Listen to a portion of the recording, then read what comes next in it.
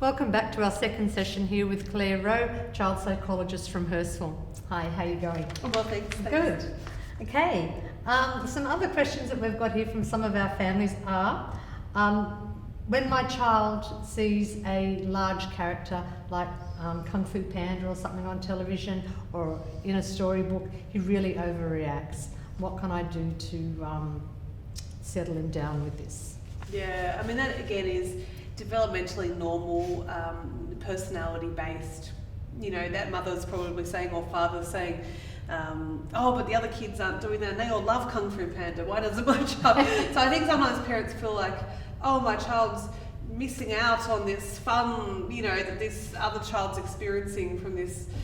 Sometimes dressed up mascots are the worst, you know, yes. They're there to entertain kids and a lot of kids actually hate them. But you know, you can't force a child to change their reactions about something. So I actually don't think that, you know, at 2, 3, 4 years old, a lot of explaining and reasoning is probably going to actually do a lot. Certainly not at the time. You know, at the time, if your emotions are escalated, I mean, we know ourselves, if we're angry, we just can't reason or talk to someone and we need to just go to bed, start again tomorrow.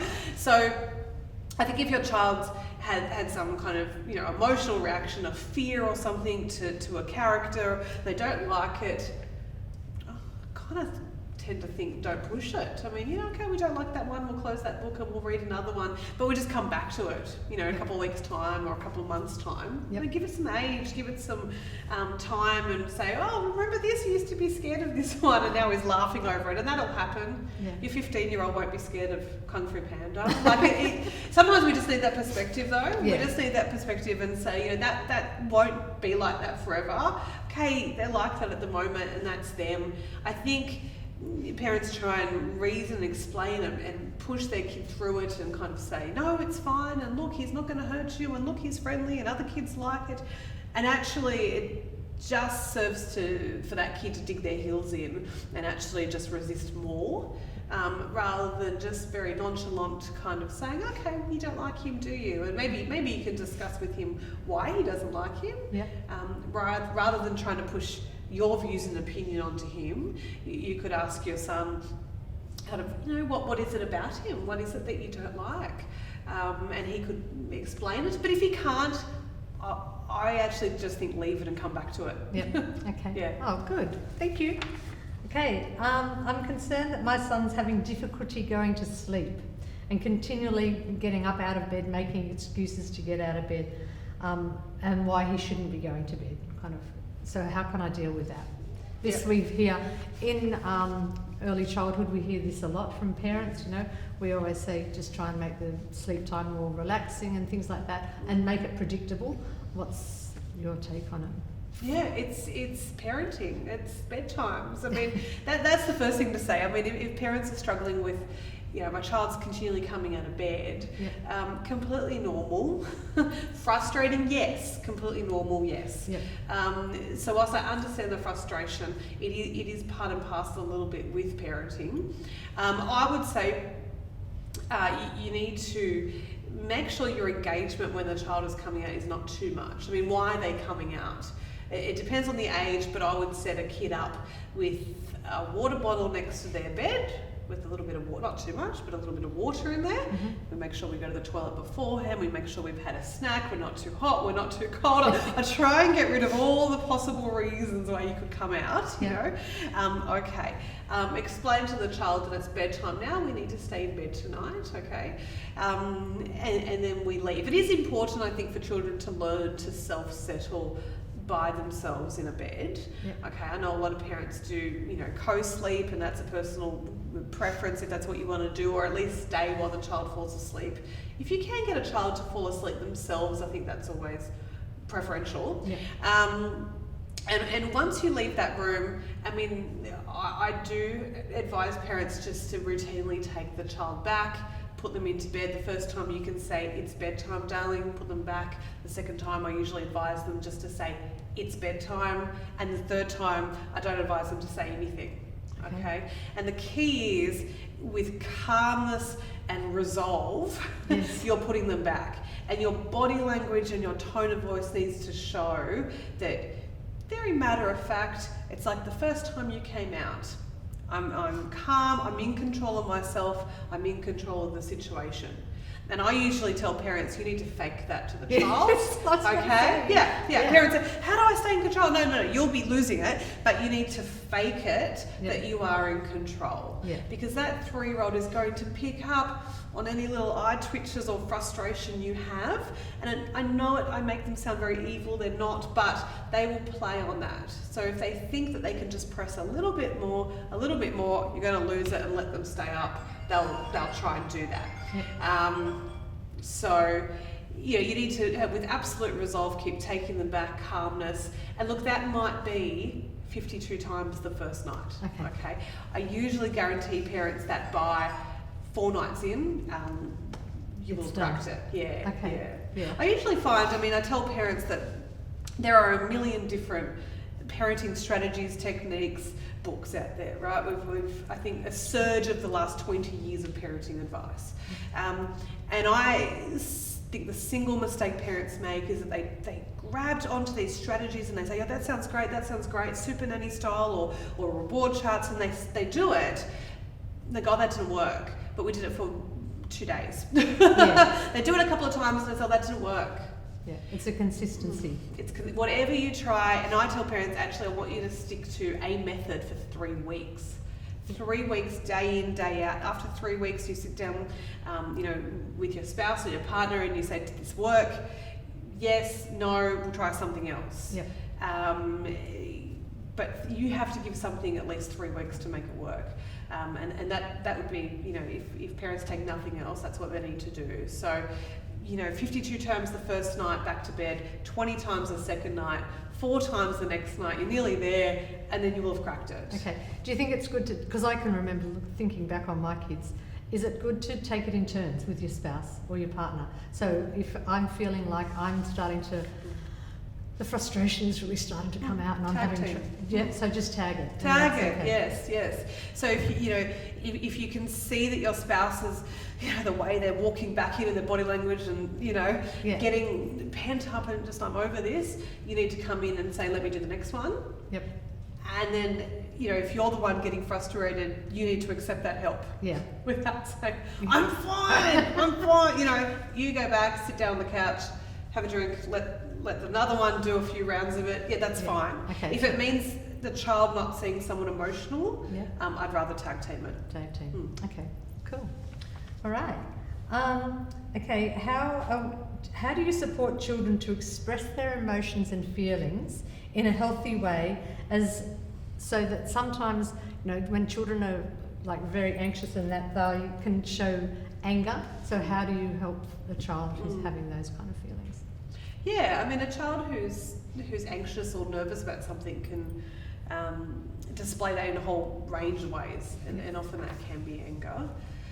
I think, first of all, I need to come back to a point that I like to just remind parents of who have preschoolers, which is this is a learning process for them.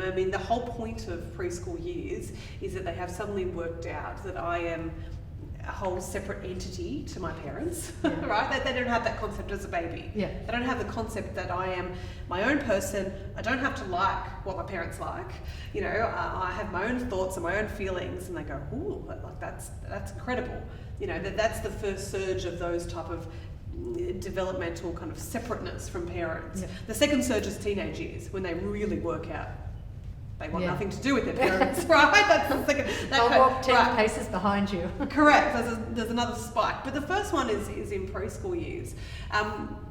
So how do they communicate that? Well, they get angry and they lose it when things don't go their way, and they push back, and they're boundary testing. They want to see, how much power do I have? How much influence do I have in this household? Yeah. And that's the point of tantrums, right? So whilst a lot of parents come and say, I'd really like my child not to express their anger in that way, or I'd really like them to not lose it when things don't go their way, we have to be realistic in the fact that we're parenting and they're little people who are experiencing these big feelings, and they don't know any better. Okay, so I just want to kind of start with that, I suppose, and say normal.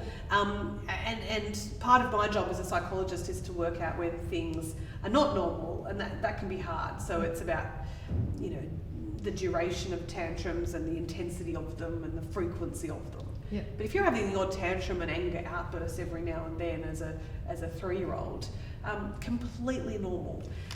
Yeah. Sorry, how does a parent, your child's having a tantrum at home, that's one thing, but to have a tantrum in the middle of, you know, David Jones or in the middle of the Opera House or whatever, that's a whole different thing. How you're supposed to deal with it the way you do deal with it at home, but that's really quite difficult. It's almost impossible. Yeah. It's so and then you hard. kind of give in. Yes.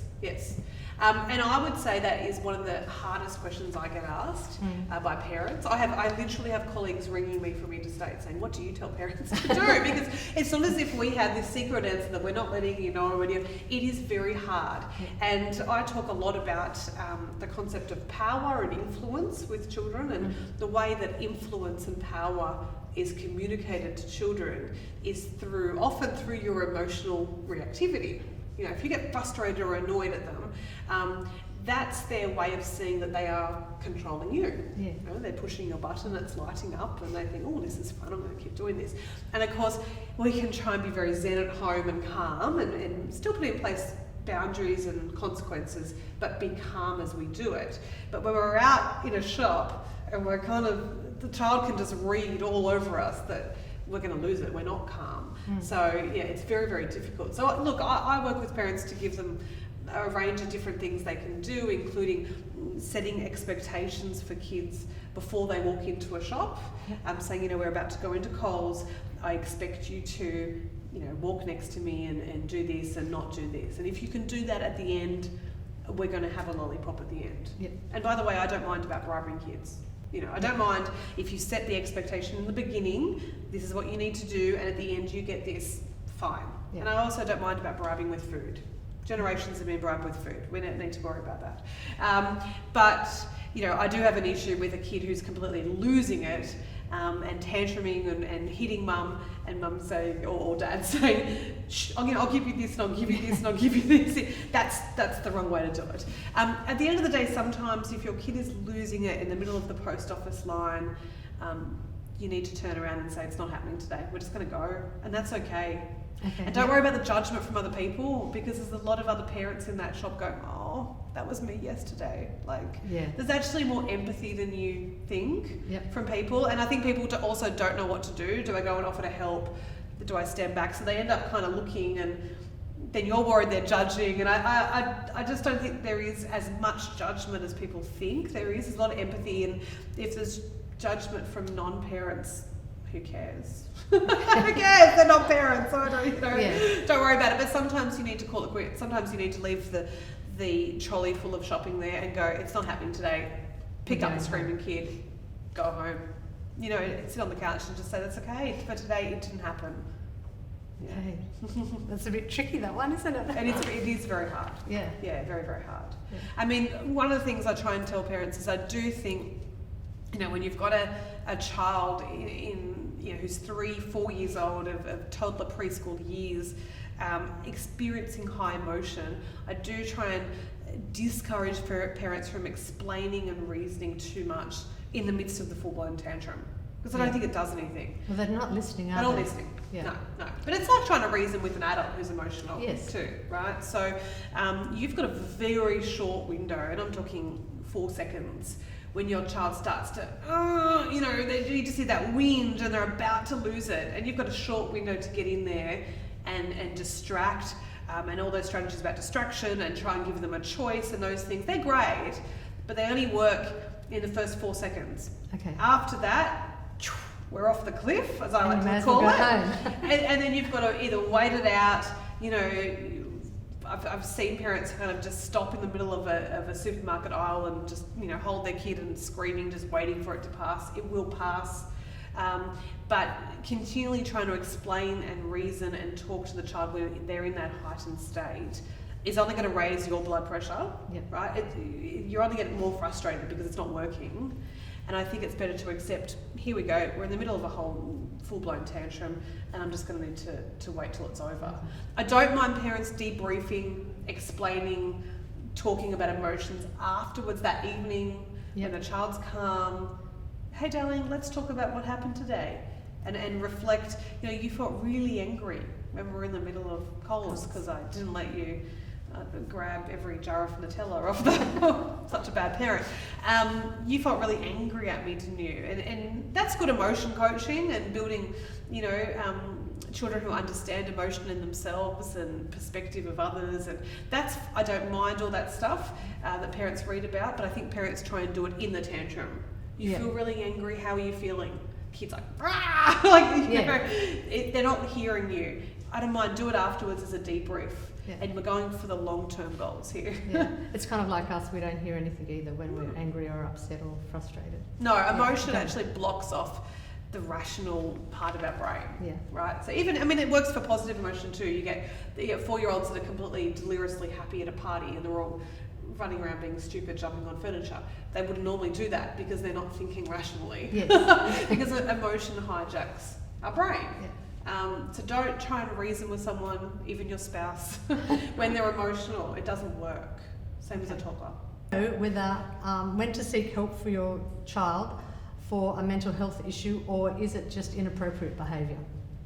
So many parents who come to me for an initial consult, I might just see parents once and never meet the child, because they've just come with that exact question. We've got tantrums every day and physical aggression, or my kid's extremely shy, or are they anxious? Is this a problem they're coming with? And I think that comes from, I always question kind of where does that come that in previous generations we may not have considered, is this a mental health disorder? And I personally don't know whether that's a good thing or a bad thing. I think there was a far more kind of support around us just to check with other people maybe, but these days we Google and we listen maybe too much to kind of non-authority figures, and we start going down that rabbit hole of diagnosis. So look, one of the things I say to parents is, we look at the intensity of behaviours. If we're experiencing a tantrum that goes for an hour at a time and we're 3, the frequency, and parents come and say, they are constant all day, every day, and the duration and intensity of that. Is it a 10-minute, 5-minute whinge and we get past it, or does it result in kind of self-harming behaviours and we're violent and it goes for an hour and we have a break and it starts again? We can see the difference there. And the other thing we need to look at is that behaviour you're concerned about across all environments? And that gives another indication to me that there might be a problem. So if they say, parents tell me that it doesn't matter who looks after them, grandparents, school, us, babysitters, exactly the same behaviour with everyone, compared to, they're just defiant and have a tantrum for me, and they're golden children for everyone else. As frustrating that is for parents, it's probably an indication that everything's fine. This is just a behavioural issue. Now, even if I say, look, this is an issue, we've got kids who are exhibiting this behaviour in multiple environments, it's quite intense, it's quite frequent, that doesn't necessarily point to a mental health issue. Certainly not a diagnosis of some lifelong disorder, It could still be treated through behavioural means, giving preschool teachers, parent support, addressing some environmental things, and that will affect the child and we'll go on and we'll be fine. So even if I do think it's a problem, child psychologists often intervene for behavioural issues that are not necessarily mental health issues. Okay, so children are just like adults. They can have, I'm going to say bouts, maybe that's the wrong type of wording to use, but they can have bouts of anxiety or bouts of times when they're feeling depressed or sad, Yes, of course they can. And that's okay. And that is okay. And we don't want to pathologise normal emotions. And I think sometimes if we put ourselves as adults, I think that's a really good point, and we remember that kids are humans too. And another example is, my child, some days they hardly eat anything, and then some days they want to eat everything. Well, so do I. You know, Yeah. sometimes we're picky, sometimes we're not. You know, so Yes.